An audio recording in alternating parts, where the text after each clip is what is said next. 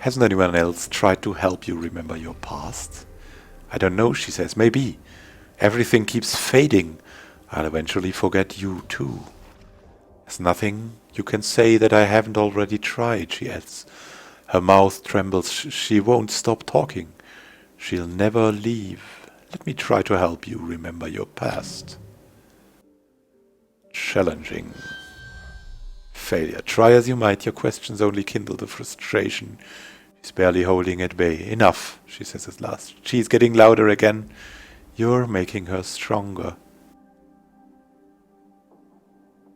I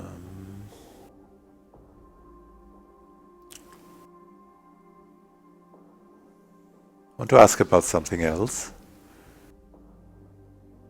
I want to help you deal with the woman in your head. What is it, yeah? Can't we retry this? No, not this time, it seems. Let's talk about who you used to be again. She groans, clutching her head. Someone must know who you are.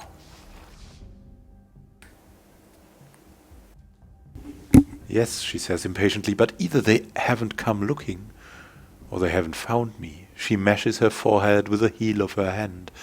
I am not an idiot. I've tried asking in Government Square. The council is supposed to have information on everyone. She laughs bitterly. I've never made it there. Every time I try, I get lost or I forget where I'm going. It's hopeless.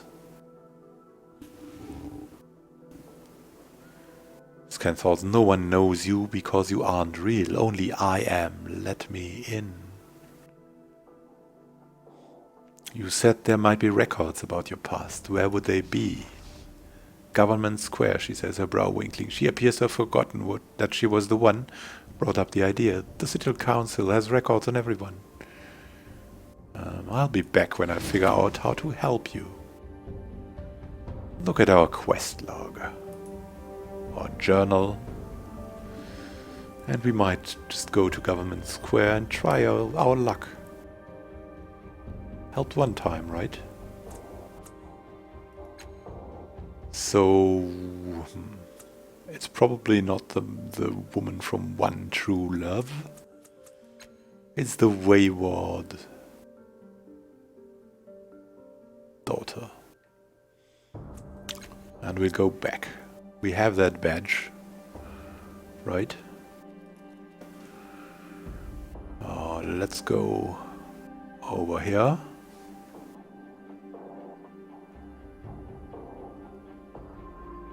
And do we have a map yet?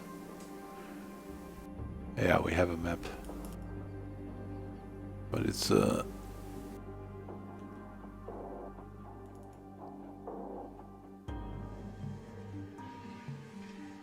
not that interactive map, so yeah, this is a beta after all. It's like the first patch. What can you expect? You couldn't even expect that it looks so beautiful, right? Well, let's go to Government Square and find out about loss of self.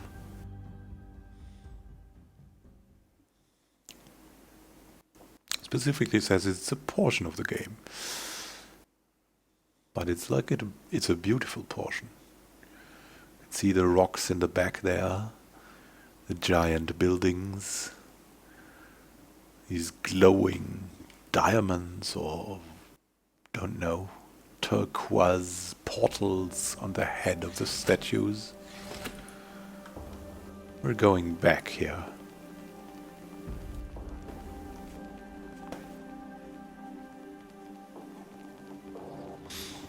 Who might know?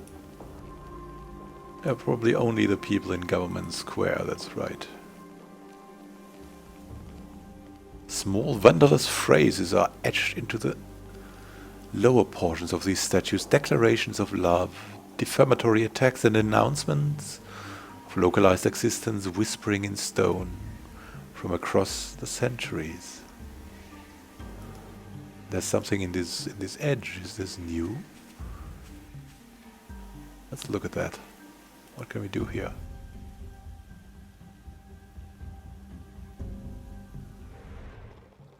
Assorted rocks, boulders, and debris lie here in a misshapen pile, having broken free of the surrounding cliffside some time ago. Sedimentary layers tell a tale that spans ages, but your geological preoccupation is interrupted by a curious discovery. What you initially took for natural occurrences in the rock appear to be the remnants of ancient devices. Attempt to extract one of the devices from the rock. Scavenging and lore machinery. Let's use our might. Make this easy. Success. It takes some doing, but you manage to chip away this at the side of one of the boulders enough to allow you to wrench free one of the devices embedded in it. Gain the flickering cloak. Let's extract more. Why not? Got enough might. Still.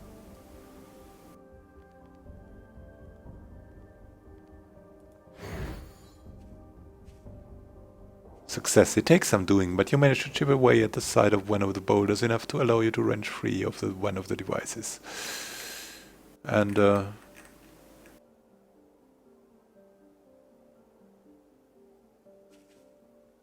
right. We don't have enough stat pool. Oh, leave the rocks alone then. It's okay. Let's go to Government Square. Oh, but first we want to give the flickering cloak to someone, or maybe wear it if the cipher sickness then goes away. Our inventory here, and the flickering cloak. Cipher, target self. Effects flickering cloak fatal. Decreases difficulty on intellect defense, might defense, speed defense task.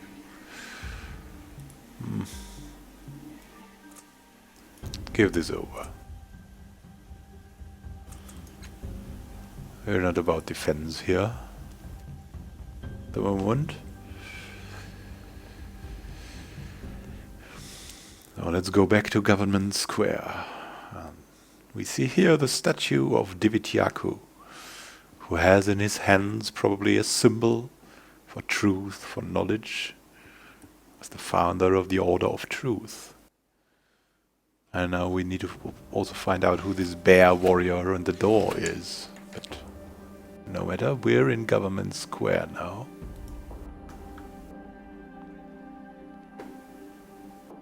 There's Alkan Peri. Maybe she knows something about loss of self.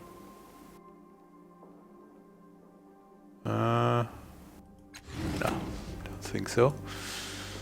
Talk to the council clerk. Maybe he knows. Clerk notes your approach as an Anine would the return of a particularly ravenous bloodfly, an annoyance to be addressed and driven off lest matters grow worse. What is it this time? Like to talk about paperwork, of course. Faint sigh is the only acknowledgement you receive. First, do you have any records on a woman named Loss of Self? Loss of Self. One eye glances to see if you're joking. I recall no such name. Snaps his fingers and a sort of living codex appears, each of its pages covered in intricately patterned fur. Caressing its spine, he turns to a page, nods sharply, then returns codex to its portal. As I knew, the census holds no such name. Perhaps that is merely an alias. The eagerness of one who would prove his system cannot be thwarted, he adds, we will need another way to find her records. What about a missing person report for someone who looks like Loss of Self? I can describe her to you.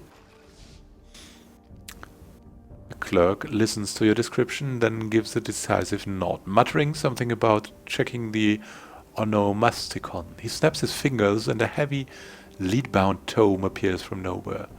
He turns to a page, nods again, snaps again, and takes hold of a vellum scroll. As he unrolls it, an involuntary cry escapes from his lips. Impossible. You can see that the scroll is badly damaged by patches of grey-green mold. Voice quivering with panic, the council clerk says, "These records are stored in a sealed chamber, housed in niches carved from solid salt." He shakes his head. "There's little left. If this is your woman, I can tell you only that she was born in the city, and that her family was searching for her. You and your request are forgotten," as he begins systematically checking every other scroll in the vault, one snap at a time. None of the others appears damaged, though there seem endlessly many to examine. Do tell me anything else about loss of self. Clerk shakes his head. "Only that she was born in Sago's Cliffs and that at one time her family filed a report that she was missing." This maybe has to do something with Alcanperry and the House of Empty Time, you know. But once we are here, do you have any records about someone named Matkina? "I've seen her name," he mutters, "in far too many requisitions for discretionary funds." With confident but deliberate speed he reviews a series of documents which seem to confirm his initial impression. She does not appear as a citizen, nor in any census. Indeed, she is mentioned nowhere but on ledgers and requisitions. Fully 3 of his eyes give you a significant look. Needless to say, these are transactions whose nature is not specified. Tell me again about her. She is a very well-paid phantom who exists outside the bounds of citizenship. I trust you will draw your own inferences.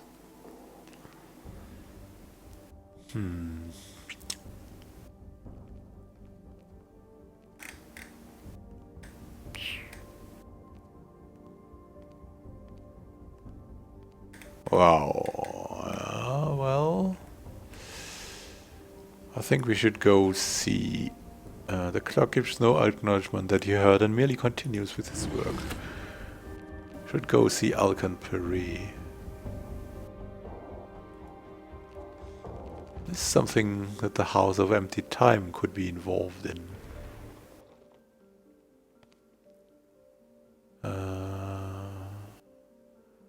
How does the House of Empty Time work again? Guardian in each time registers orphans and willing parents. Somehow the gate matches them. When the child passes through, they find themselves in a new time with a new family.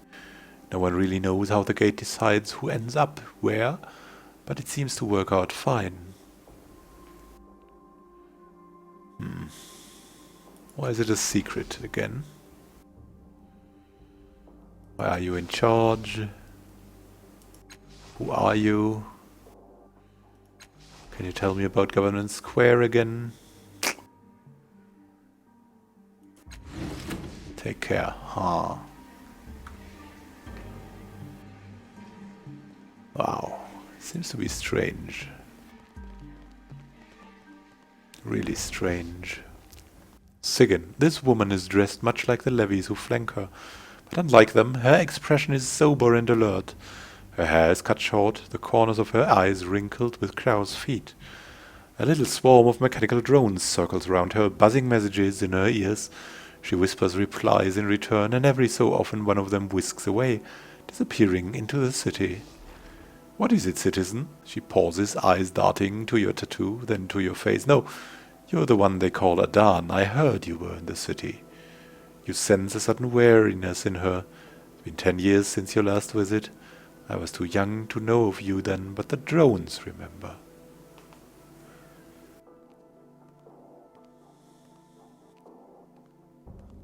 Hmm.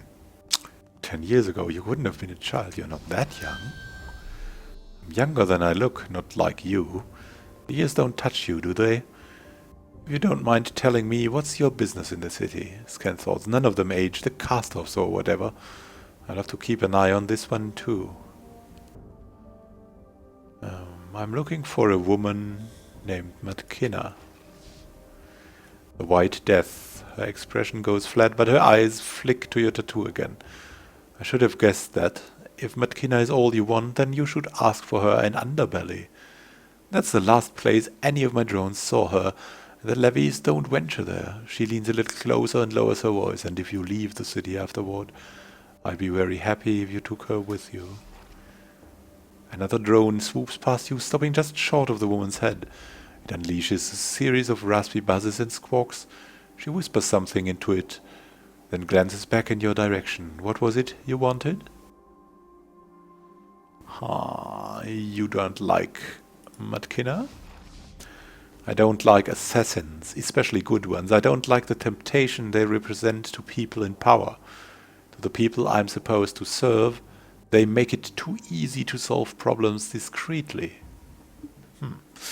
What's in the building behind you? She frowns. I know you lived here for a time. How is it that you don't recognize the seat of government? Scan thought, I must learn more about these cast-offs. Something isn't right about them. Too focused on my studies, I guess. Sounds like something an Aeon priest would say, but they're savior than they pretend to be. Some of them, anyway. She waves a hand at the doors behind her. Council meets in here. A representative from every slave family and from some of the guilds, depending on upon who's in favor. Hardly anyone goes in through the doors, though. They're just a formality. Most people have other ways of getting inside and out. I've never seen a building like this before. What is it? They say it's a ship, built by the ancients to sail the void between worlds. Now the crag grips it tight, like an old husband holds his wife, and it will never sail free again. What were you saying to these drones? They carry my orders to levies all over the city.